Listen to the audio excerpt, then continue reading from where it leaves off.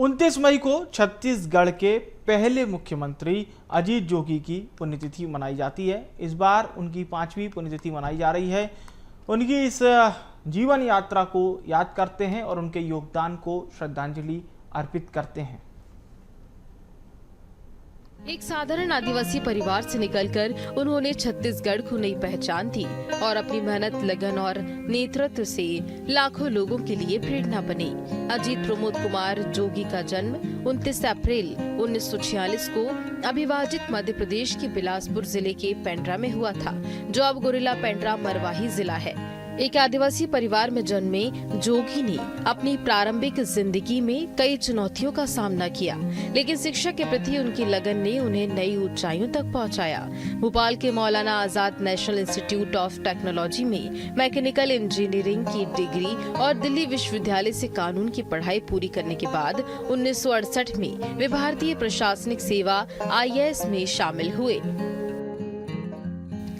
IAS अधिकारी के रूप में अजीत जोगी ने मध्य प्रदेश के शहडोल, रायपुर और इंदौर जैसे क्षेत्रों में कलेक्टर के रूप में अपनी सेवाएं दी। उनकी प्रशासनिक कुशलता और जनता से सुझाव ने उन्हें विशेष पहचान दिलाई। 1986 में उन्होंने IAS की नौकरी छोड़कर राजनीति में कदम रखा और भारतीय राष्ट्रीय कांग्रेस में शामिल हो गए। जल्द ही वे मध्य प्रदेश विधान परिषद के सदस्य बने और 1998 में रायगढ़ से लोकसभा सांसद चुने गए।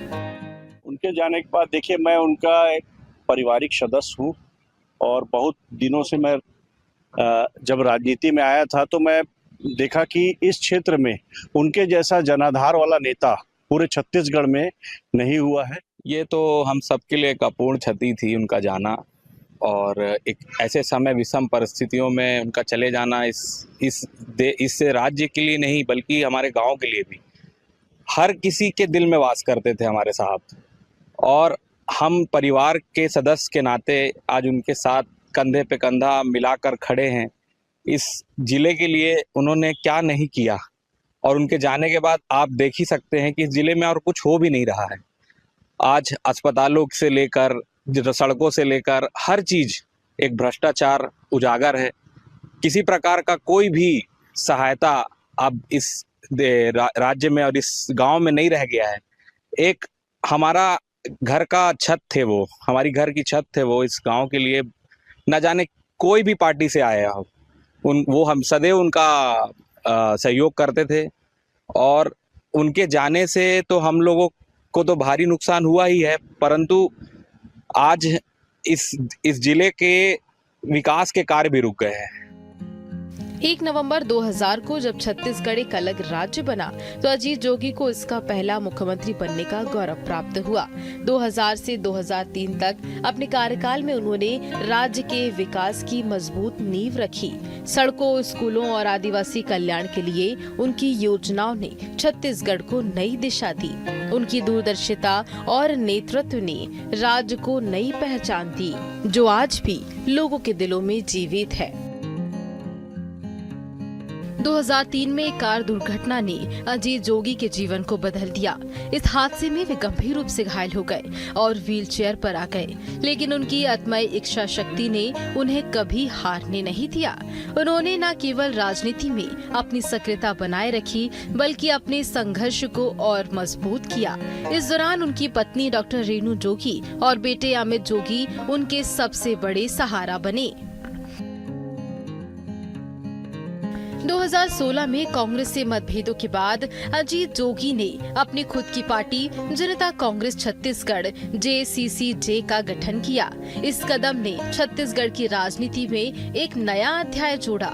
अपनी पार्टी के जरिए उन्होंने आदिवासी समुदाय और राज्य के विकास के लिए अपनी प्रतिबद्धता को जारी रखा। उनकी यही पहल उनकी दूरदर्शिता और नेतृत्व का प्रतीक बनी। ये जमीन से जुड़े हुए और गरीबों के मसीहा थे, और ये ऐसे नेता जो थे जो बहुत ही प्रतिभाशाली, योग्य, 12 साल तक कलेक्टर लगातार रहे, IPS भी रहे, शिक्षक भी रहे। वे ऐसे नेता थे जिनकी कमी आज हमें लग रही है। ये क्षेत्र जो आज पूरी तरह से नेता विहीन हो गया है, उनकी कमी लग रही है। वो यदि आज होते तो पेंड्रा रोड कहाँ से कहाँ पहुँच जाता।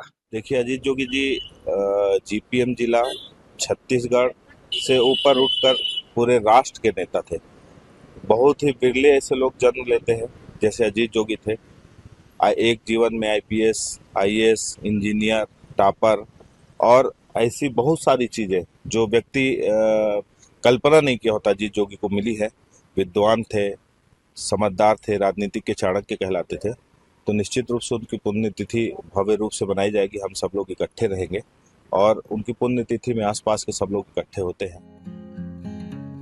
29 मई 2000 को अजीत जोगी ने इस दुनिया को अलविदा कह दिया, लेकिन उनकी विरासत आज भी छत्तीसगढ़ के हर कोने में जीवित है। उनके द्वारा शुरू किए गए विकास कार्य, आदिवासी कल्याण की योजनाएं और उनकी प्रेरणादायक जीवन यात्रा आज भी लोगों को प्रेरित करती है।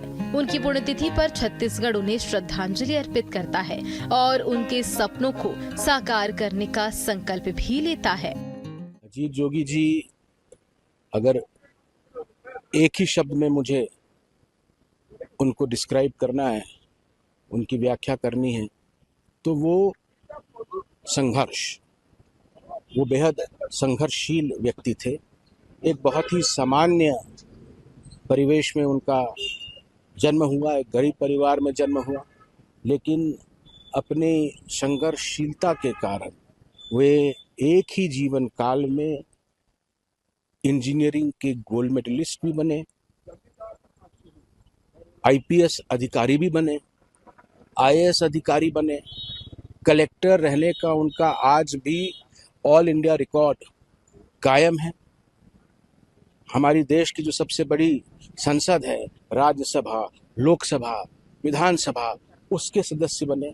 जो विश्व की सबसे बड़ी राजनीतिक पार्टी है, उसके वे मुख्य प्रवक्ता रहे और यहाँ के लोगों के, छत्तीसगढ़ महातारी के आशीर्वाद से वो राज्य के पहले मुख्यमंत्री भी बने। उन्होंने राज्य की एक बहुत मजबूत नींव रखी है, जिस पे आज भी हमारा प्रदेश गर्व करता है। स्वर्गीय अजीत जोगी की 5वीं पुण्यतिथि हमें उनके योगदान को याद करने और उनके सपनों को जीवित रखने का अवसर देती है। एक साधारण गांव से निकलकर छत्तीसगढ़ के प्रथम मुख्यमंत्री बनने और पार्टी के गठन तक उनकी यात्रा हर किसी के लिए प्रेरणादायक है। उनकी पुण्यतिथि पर हम उन्हें नमन करते हैं और उनके आदर्शों को अपनाने का संकल्प लेते हैं।